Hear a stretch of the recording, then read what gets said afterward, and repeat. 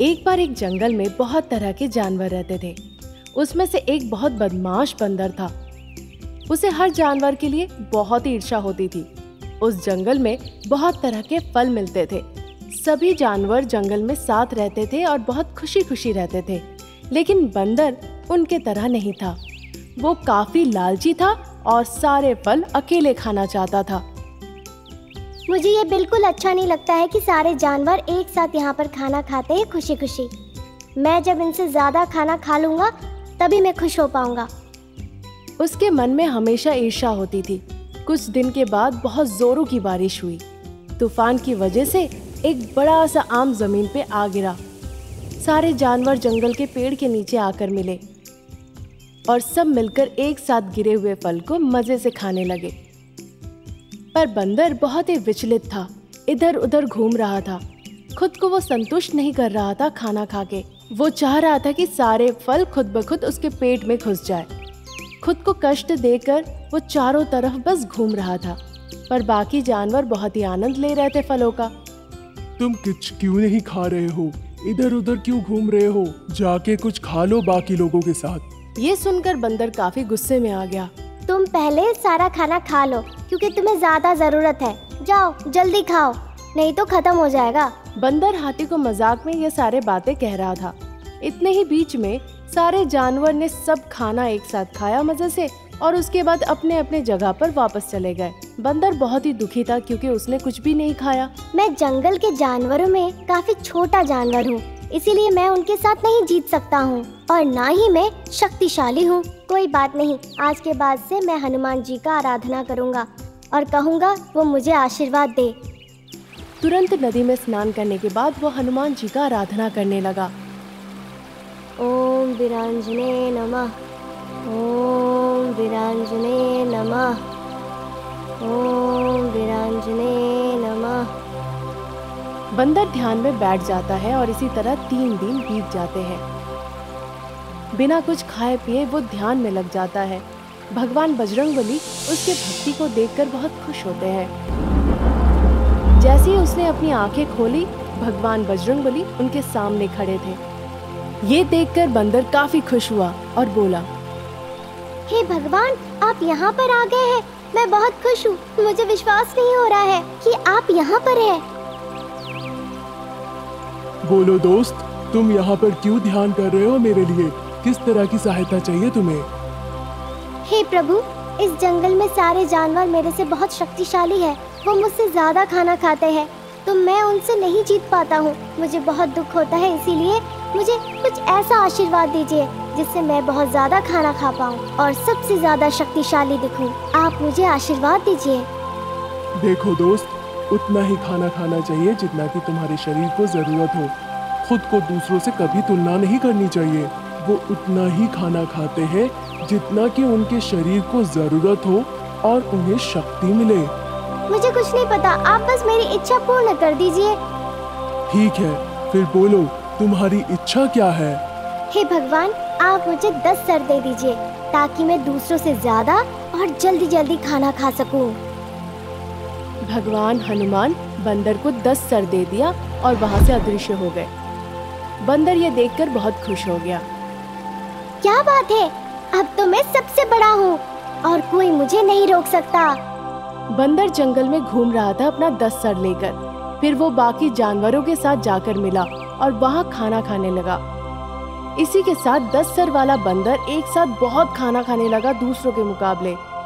हाथी और बाकी जानवर उस 10 सर वाले बंदर को देखकर उसके पास आए और कहने लगे, अरे बंदर, तुम इस तरह से कैसे बदल गए?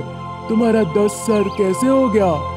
ये सुनकर बंदर ने हुंकार मार के कहा, मैं कोई साधारण बंदर नहीं हूँ। मैं बहुत ही शक्तिशाली हूँ। मेरे मन में जो आता है मैं वो करता हूँ।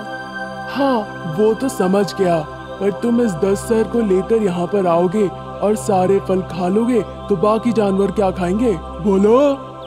उसमें मेरी कोई दिलचस्पी नहीं है। कभी मैंने पूछा तुमसे कितना खा रहे हो? जितनी मर्जी उतना खाओ। ये सारी बातें सुनकर बाकी जानवर काफी गुस्से में आ गए। इस बीच एक हिरन आकर वहाँ पर बोली, तुम सभी के लिए खुशखबरी है। एक बहुत बड़ा अमरूद गिरा है पेड़ से। चलो चलो जल्दी हम सब वहाँ चलते हैं। आज पेट भर के हम सभी को खाना मिलेगा। चलो चलो। ये सुनने के साथ ही सभी जानवर एक साथ दौड़ पड़े। बंदर भी दौड़ पड़ा अपना 10 सर लेकर और सबसे आगे पहुंच गया और खाना भी शुरू कर दिया। बाकी जानवर सब मिलजुल कर खा रहे थे। अचानक बंदर को पेट में दर्द होना शुरू हो गया क्योंकि उसने बहुत ज्यादा खाना खा लिया था, जैसे कि उसकी हमेशा की इच्छा थी। उससे एक कदम भी चला नहीं जा रहा था। उस वक्त उसके वो 10 सर भी काफी भारी लग रहे थे और वो अचानक से पेट पकड़ के जमीन पे धड़ाम से गिर गया। कोई मुझे बचाओ, मेरे पेट में बहुत दर्द हो रहा है, बचाओ मुझे, सहायता करो। बंदर की रोने की आवाज सुनकर हर कोई उसके तरफ भाग कर आया। बंदर खड़े होने लायक भी नहीं था। ये देखकर हाथी ने कहा, अरे क्या हो गया बंदर के साथ? ये बंदर इस तरह से क्यों चिल्ला रहा है? दोस्तों, सभी लोग भगवान के पास प्रार्थना करो ताकि बंदर जल्दी ठीक हो जाए। सारे जानवर भगवान के पास प्रार्थना करने लगे। जब सब प्रार्थना कर रहे थे, भगवान के पास भगवान हनुमान प्रकट हो गए। प्रभु कृपा करे, इस बंदर को बचाए। पता नहीं अचानक इसको क्या हो गया है। सभी ने हाथ जोड़ के हनुमान जी को विनती करने लगे। ये बंदर की मर्जी है और उसके कर्मों का फल है, इसीलिए उसे भुगतना ही पड़ेगा। ये सुनकर बंदर ने कहा, हे प्रभु, मुझे माफ कर दीजिए। मैंने बहुत आशा लेकर ऐसा काम किया था, पर आगे का नहीं सोचा था। मैंने कभी नहीं सोचा था कि मुझे इतना प्यार करेंगे ये सारे लोग। मेरी सोच गलत थी, मुझे पहले जैसा बना दीजिए प्रभु। बंदर हनुमान जी के सामने विनती करने लगा। इंसान को अपनी क्षमता और शक्ति के अनुसार ही काम करना चाहिए। ज्यादा लालच से ऐसा ही फल होता है। अब बिना लालच के और ईर्ष्या के जीने की कोशिश करो। हनुमान जी उसे साधारण बंदर में बदल दिया। उसके बाद सब लोग एक साथ खुशी खुशी जंगल में रहने लगे और प्यार से जीने लगे। रामपुर नाम के एक गांव में कमल नाम का एक किसान रहता था। वो अनपढ़ था। कमल को खेती करने के सिवा कुछ नहीं आता था। एक दिन वो बीज खरीदने के लिए शहर गया। कमल पहली बार शहर गया था। कस्बे में अपना काम पूरा करने के बाद वो घर लौटने के लिए एक बस स्टॉप पर आया। उस बस स्टॉप पर कई बसें थीं। कमल को पता नहीं था कि उसे अपने गांव जाने के लिए किस बस में सवार होना है। इसीलिए वो एक सूट और चश्मा पहने एक आदमी के पास गया। बाबूजी, मुझे रामपुर जाना है, क्या ये बस रामपुर जाएगी? उस व्यक्ति ने उसकी तरफ देखा तक नहीं और कहा, मैं नहीं जानता। फिर कमल एक दूसरे व्यक्ति के पास गया और उससे बड़ी विनम्रता से पूछा, बाबूजी, क्या ये बस रामपुर जाएगी? ये नहीं तो कौन सी? उस व्यक्ति ने उसे ऊपर से नीचे तक देखा। फिर उसने लापरवाही से अपना हाथ हिलाया जैसे कि वो कुछ नहीं जानता और वहां से चला गया। जब एक और व्यक्ति वहां आया तो कमल ने उसे रोका और पूछा, सर, मैं गांव से हूँ, अनपढ़ हूँ। मैं एक छोटे से काम के लिए शहर आया था। अब मुझे वापस रामपुर जाना है। क्या ये बस रामपुर तक जाएगी? मेहरबानी करके बता दीजिए ना। वो व्यक्ति नाराज हो गया। है जी, क्या तुमको लगता है कि मेरे पास कोई और काम नहीं है? मैं तुमको कौन सी बस कहाँ जाएगी ये बताने के लिए नहीं आया हूँ इस बस स्टॉप पर। वो भी नाराज होकर वहाँ से चला गया। इससे कमल डर गया। क्या मैंने उससे कुछ गलत पूछ लिया जो वो मुझ पर इतनी बुरी तरह चिल्लाया? इस शहर में रहने वाले लोग कितने घमंडी हैं। सब दिखावा है कि पढ़े लिखे और बुद्धिमान है। मुझे तो शहर के लोग रत्ती भर पसंद नहीं आए। हम गांव वाले ही अच्छे हैं। पूछने पर घर तक छोड़ कर आते हैं। मैं फिर कभी नहीं आऊंगा शहर में। हाँ नहीं तो। इस तरह कमल ने फैसला किया। इसी दौरान वहां खड़ी एक बस में ड्राइवर और कंडक्टर चढ़ गए तो लोगों ने भी उस बस में चढ़ना शुरू कर दिया। कमल फौरन उस कंडक्टर के पास गया और उससे पूछा, सर, क्या ये बस रामपुर तक जाएगी? हाँ हाँ जाएगी, बैठ जाओ।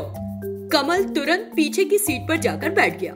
जब बस चलने लगी तो कमल ने देखा कि वो जवाब नहीं देने वाले 3 व्यक्ति भी उसी बस में सवार हैं। जिस व्यक्ति ने सूट पहना हुआ था वो अपने चश्मे को हटाए बिना बैठने के लिए सीट खोज रहा था।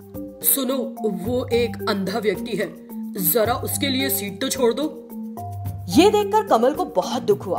अरे रे, वो आदमी देख नहीं सकता, इसीलिए उसने मुझे जवाब नहीं दिया था। मैंने गलत समझ लिया। फिर जिस व्यक्ति ने सिर्फ ना में हाथ हिला दिया था उसने कंडक्टर को कुछ संकेत दिए और टिकट लिया। ये देखकर कमल समझ गया कि वो एक गूंगा व्यक्ति है और उसे बहुत दुख हुआ क्योंकि उसने उसे बेवजह गलत समझा था। उस पर चिल्लाने वाला वो तीसरा व्यक्ति उसी की तरह एक अनपढ़ था। सर, मैं अंगूठा छाप हूं, मेहरबानी करके वेंकटपुर आए तो मुझे बता दे, मैं वहां उतर जाऊंगा। ये देखकर कमल ने सोचा, मुझे खुद पर शर्म आ रही है। मैंने सोच लिया कि शहर के लोग बहुत घमंडी हैं। बिना सच जाने किसी को गलत समझना अच्छा नहीं है। इस तरह उसे अपनी गलती का एहसास हुआ। तब से उसने कभी किसी के लिए गलत राय नहीं बनाई।